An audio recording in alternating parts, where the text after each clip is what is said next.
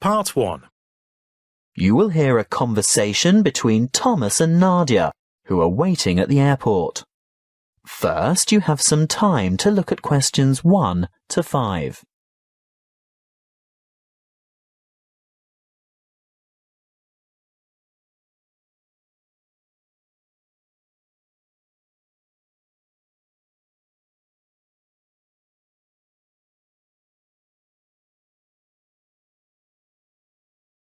Listen carefully and answer questions 1 to 5. Where have you been, Nadia? Browsing in the bookshop. What took you so long? You said you were only going to be away 5 minutes. I was only gone for a quarter of an hour. Well, it seemed much longer than that. Did you buy anything? I was tempted to get the latest novel by Dan Brown, but it's quite heavy and I'd have to carry it around with me. If I could have found a crossword puzzle book, I'd have bought it. But in the end, I was attracted to a front-page article in today's issue of the New York Times. Is that all you bought then? Yes. Look, why don't you read the business section while I catch up on the news, and then we can swap? I'd rather have the entertainment section. Are you looking for anything in particular?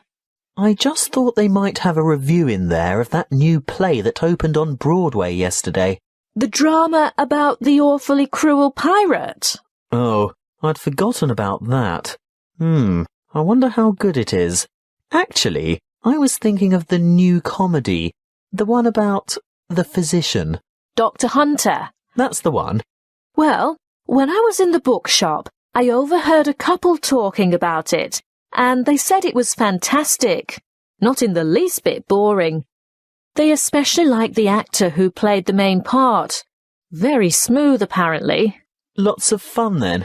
Well, according to those two, they thought it was hilarious. Ooh, we'll have to make a point of seeing it when we get back. Definitely. We didn't have time for breakfast and I'm hungry. Do you fancy a coffee and a muffin? Sounds like a good idea. And how will you have your coffee today? Long and black as usual? I think I might have something different this morning. What? You don't mean a flat white or some other milky one? Oh, I don't know. I want something to perk me up. An espresso, short and black with sugar? Perfect. Will that be with a chocolate muffin or a berry muffin? I'll try to stay off chocolate. The berry sounds healthier. And I'll have a plain one with butter. Won't be long.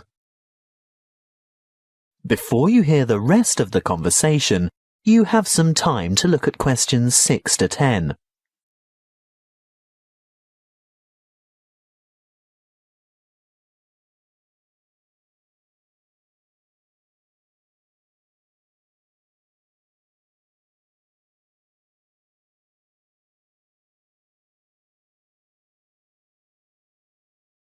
Now listen and answer questions 6 to 10. Here you are. Mind the coffee. It's really hot. Thank you. I'm really ready for this. Have you thought about what we should see when we get to London? The Tower, of course. I've always wanted to get a look at the Crown Jewels. That is where they keep the jewels, isn't it?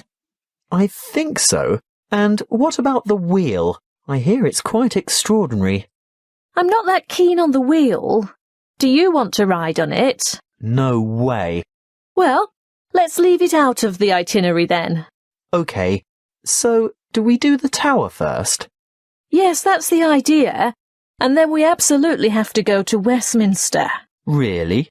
Yes. Look, it's not going to cost us anything. And I promised my sister I'd take photos there. Well, if you insist. I do. Oh, did you know the British Museum is free to the public? Not just residents, but tourists as well. Well, I did know that, but I was hoping we wouldn't have to spend time in any museums. We've only got 3 days in all, and it'll take at least 1 whole day to go through the museum. Well, let's say we leave it till day 3 and see how you feel then. OK, I can't argue with that. And Buckingham Palace? I suppose you've promised lots of photos of that as well, have you? Well, no, not really. But we can't say we've been to London and haven't seen the Queen's Palace. I guess not. And there's the added benefit that it won't cost anything as well. Oh, Thomas, it's not that I'm afraid of spending money. It's just that I want to see all the traditional sites first. Good. I'm glad that's sorted. Listen, I think they just called our flight. That is the end of part 1. You will now have half a minute to check your answers.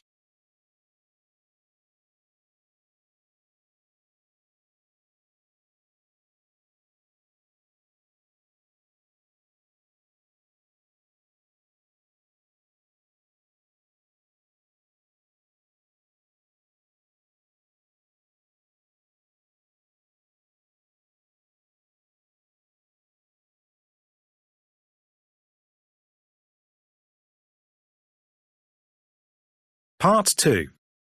You will hear a tour guide talking to a group of visitors at a museum. First, you have some time to look at questions 11 to 15.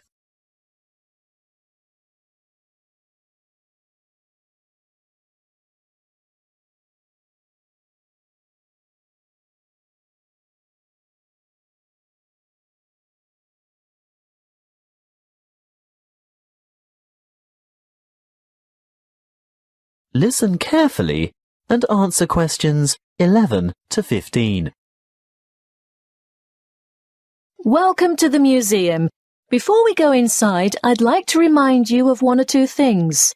Firstly, you'll be pleased to know that admission is free to all visitors, so explore at your leisure, and if you can't take it all in today, you can come back again and again without any charge at all.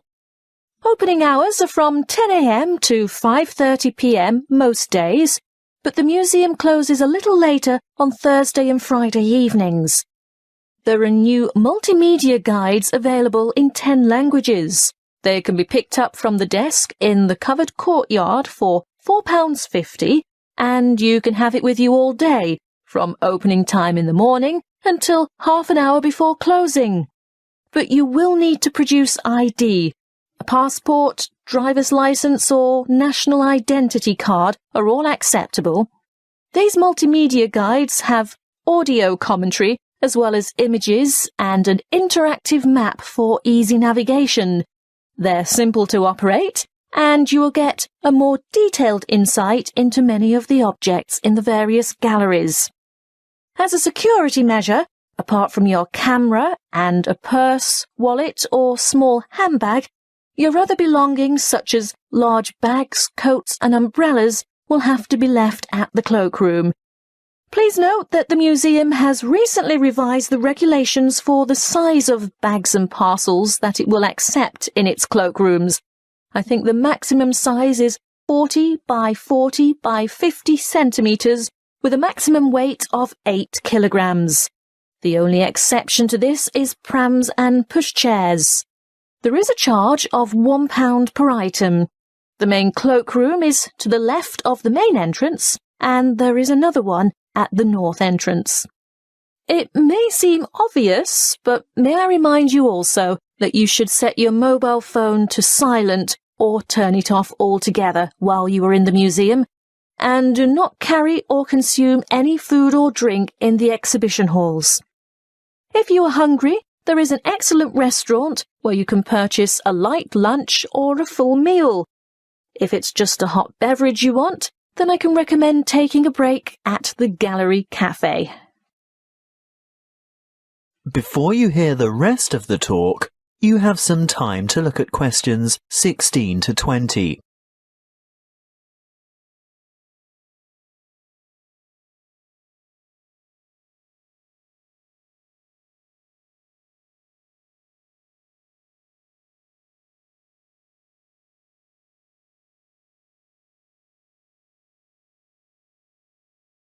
Now listen and answer questions 16 to 20.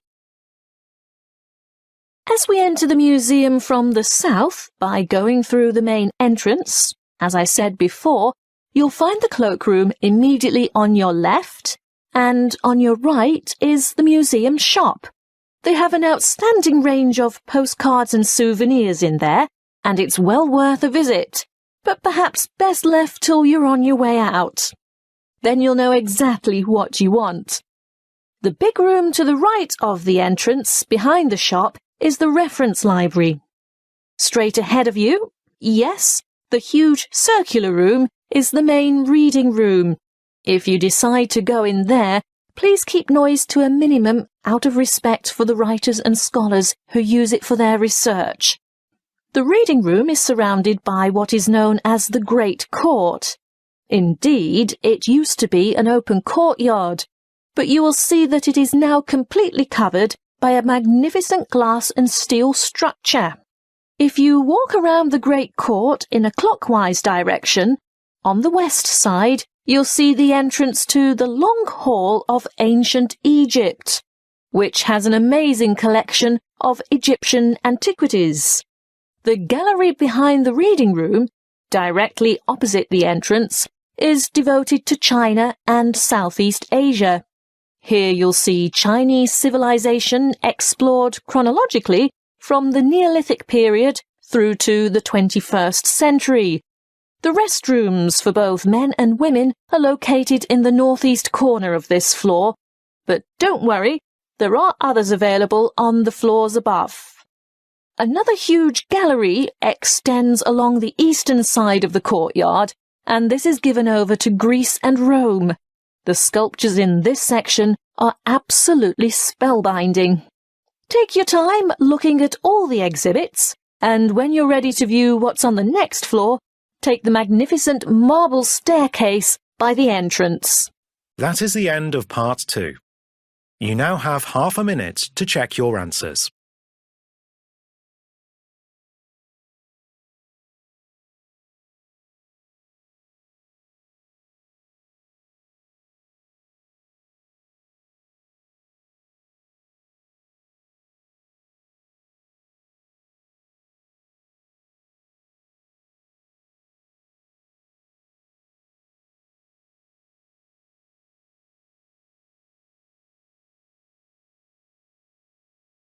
Part 3. You will hear a conversation between a lecturer and a psychology student, asking for advice about research methods. First, you have some time to look at questions 21 to 25.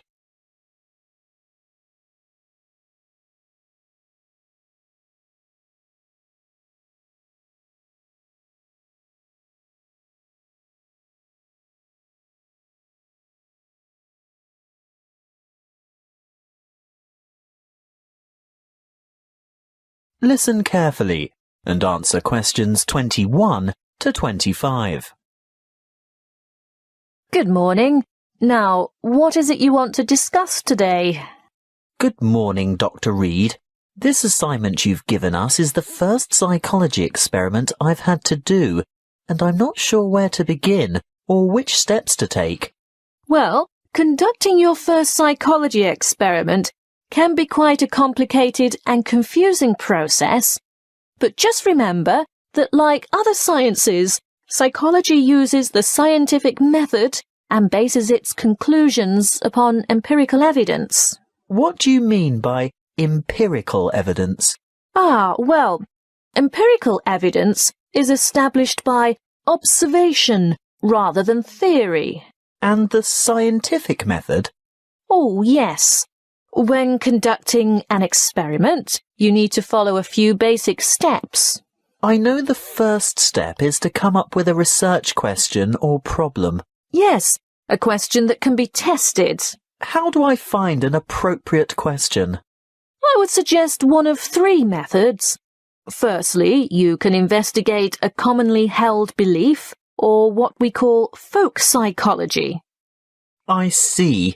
So I could examine the belief that staying up all night to study for an important exam can adversely affect test performance. That's right. In that case, you would compare the scores of students who stayed up all night with those of students who got a good night's sleep. I think I could do that. Well, alternatively, you might want to consider reviewing the literature on psychology. You know, published studies can be a good source of unanswered research questions. I'm sure you've read papers where the authors note the need for further research.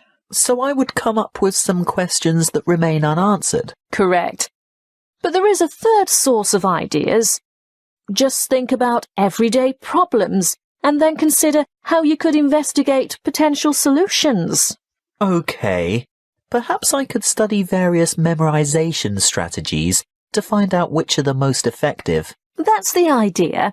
Next, you need to define the variables. You know, anything that might have an effect on the outcome of your research. Yes, I remember we learnt about that last week. Yes, that's right.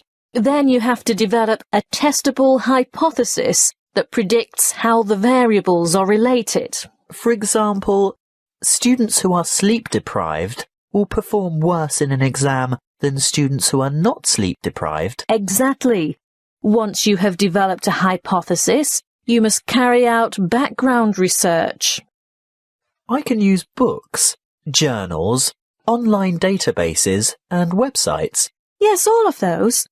I covered the reasons for background research in last Friday's lecture, didn't I? What you have to remember at this stage is to take careful notes and generate a bibliography of your sources. Before you hear the rest of the conversation, you have some time to look at questions 26 to 30.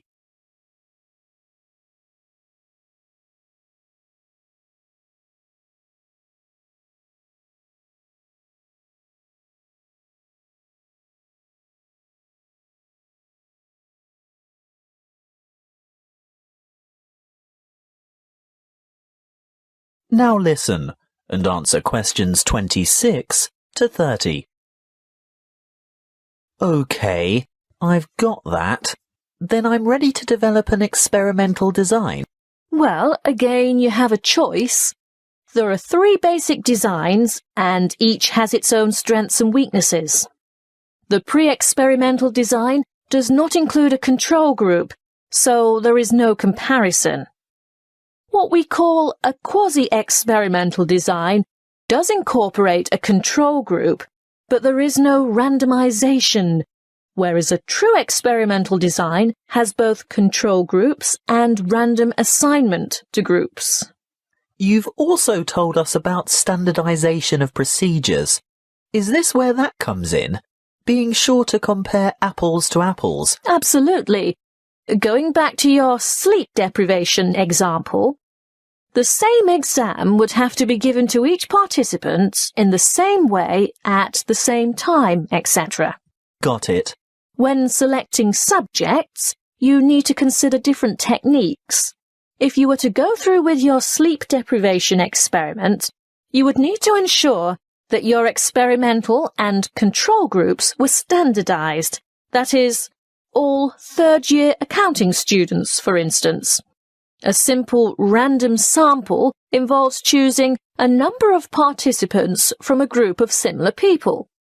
On the other hand, a different kind of study might involve a stratified random sample, where participants are randomly chosen from different subsets of the population. You mean subsets with distinctive characteristics, like age, gender, race, socioeconomic status, and so on? Precisely. Then the next step is to actually conduct the experiment and collect the data. Then I have to analyze the data. I'll be dealing with the statistical methods for analysing data in next week's lecture. Oh, good. I guess all that's left then is to write up the data. Yes, communicating your results is important, and in the next couple of lectures, I'll be covering the format and structure of a psychology paper and tips for writing each section. Thank you, Dr. Reed. I feel much more confident in getting started now. Thank you for taking the time to see me. That is the end of part 3. You now have half a minute to check your answers.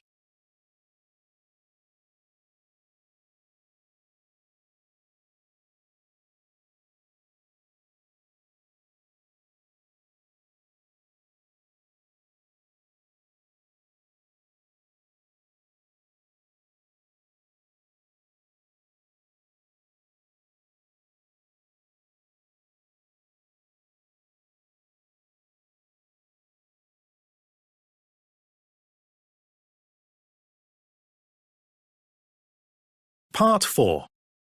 You will hear a lecture on the production and trade of rice.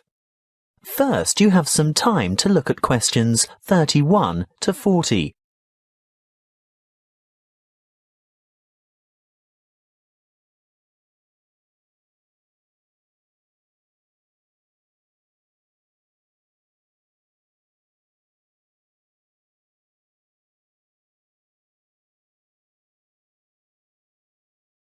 Listen carefully and answer questions 31 to 40. Good morning and welcome to our inaugural lecture on agricultural economics. Today's topic is the world's production and trade of rice.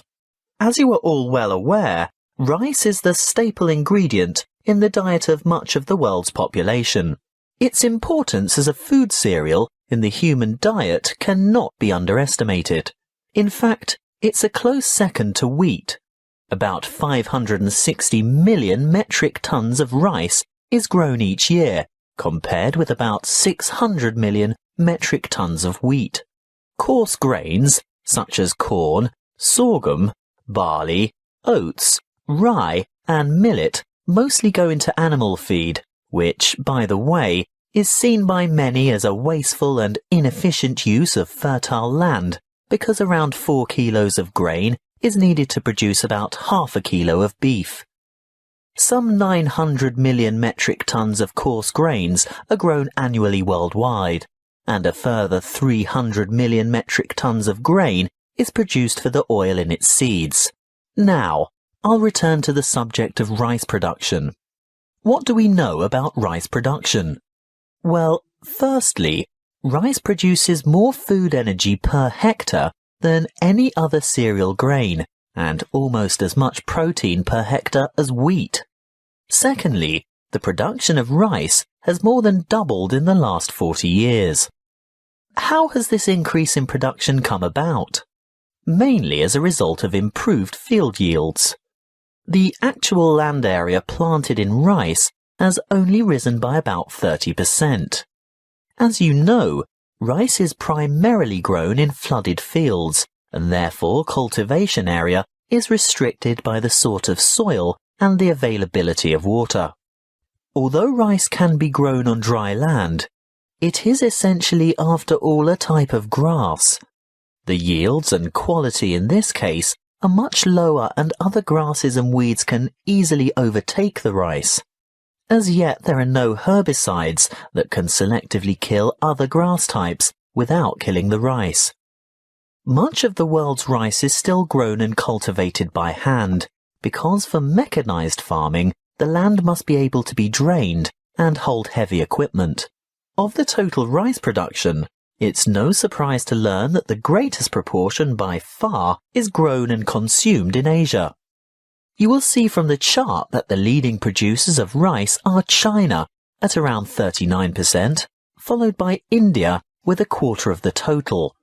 Indonesia produces almost 1/10, and other countries like Bangladesh, Vietnam, Thailand, Japan and Brazil grow another 25, almost 26% of the total. As I said before, most rice is consumed in the countries where it is grown. That means that very little rice is actually traded, and for this reason, the market price is very volatile. That is the end of Part 4. You now have half a minute to check your answers.